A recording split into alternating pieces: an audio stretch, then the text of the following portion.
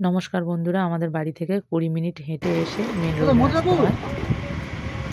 এই main road থেকে টোটো গাড়ি ধরে মথুরাপুর স্টেশন চলে এসেছি। অ্যানাউন্স হচ্ছে আপ ট্রেন আসবে ১ নম্বর প্ল্যাটফর্মে আর ২ নম্বর প্ল্যাটফর্মে আসবে ডাউন ট্রেন। তো ওই স্টেশনটা একটু ঘুরিয়ে তোমাদেরকে দেখাই বন্ধুরা।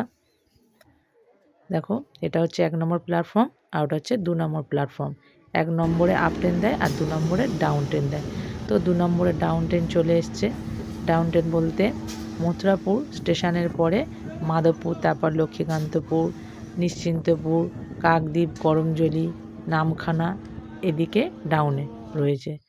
আর এদিকে আসবে এখন আপ ট্রেন। তো চলে এসছে আপ ট্রেন, আমি আপ ট্রেনেই উঠবো। আমি যাব বহরু, মথুরাপুর স্টেশনের পরে জয়নগর, তারপর বহরু স্টেশন। তো আমি যাচ্ছি ময়দা কালীবাড়ি পুজো দিতে। তো এটা 10টা 40-এর ট্রেন। আমি স্নান টান সেরে ঘর থেকে বেরিয়েছি 9:30টার সময়। তো আমি কিছু খাইনি এখনও, কারণ মা কালীর কাছে পুজো দিতে যাচ্ছি। মা কালী খুবই জাগ্রত, মা সবার মনস্কামনা পূর্ণ করে। তো আমি সেই জন্য কিছু না খেয়ে মায়ের কাছে যাচ্ছি, পুজো দিয়েই তারপরে খাবো। তো ট্রেনটা থামলে তারপর উঠবো। তো ট্রেন থেমে গেছে, আমি উঠলাম। মোটামুটি ট্রেনটা ভালোই ফাঁকা ছিল। এই মহিলা ঘুমাচ্ছে আর একজন মহিলা ফোন ঘাঁটছে। তো ভাবলাম বসবো, তা বসলাম না। তো কারণ একটা স্টেশনের পরেই আমি নেমে যাব, তাই জন্য আর বসলাম না। মথুরাপুর স্টেশনের পরে জয়নগর স্টেশন, তো আমি ওই জন্য আর বসিনি। ট্রেনটা মোটামুটি ফাঁকাই আছে। জয়নগর স্টেশন ছেড়ে বহরু স্টেশন ঢুকছে।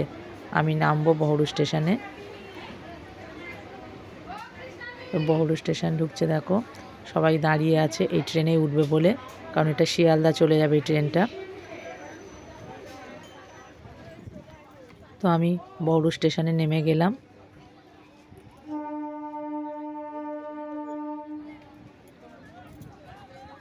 দেখো সিটি দিয়ে দিয়েছে, তাও ওই মহিলা এই বাচ্চাটা কি রিস্ক নিয়ে উঠে গেল। আর ভদ্রলোক বাচ্চাটাকে কোলে করে নিয়ে ছুটে ছুটে যায় উঠে গেল। ড্রাইভারটা খুব ভালো ছিল, তাই জন্য একটু দাঁড়িয়েছিল। তো দেখো সবাই উঠে গেছে। তো ট্রেনটা চলে যাচ্ছে শিয়ালদা।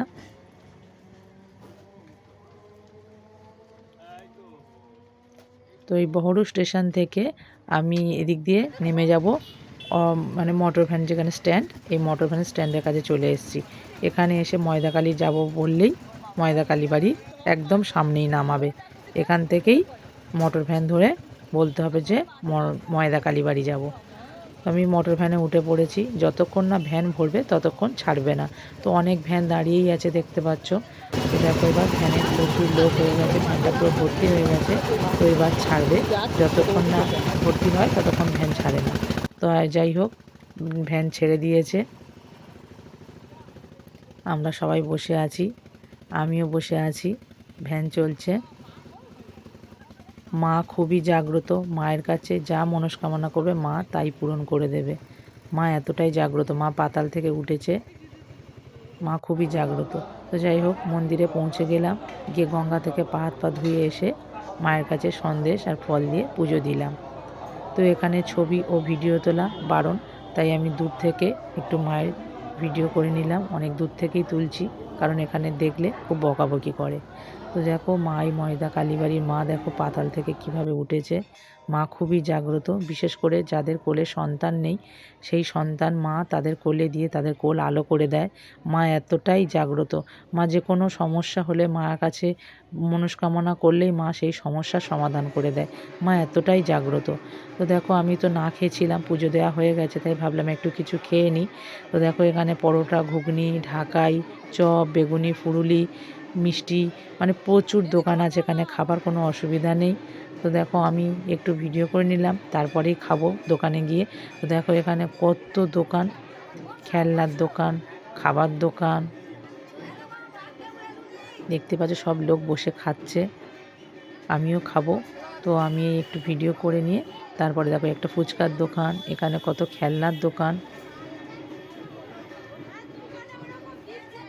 অনেক কিছু দোকান আছে এখানে, কাপ প্লেট ঝোড়া ঝুবড়ি, মানে অনেক কিছু তোমার দোকান আছে, এখানে কোনো অসুবিধা নেই।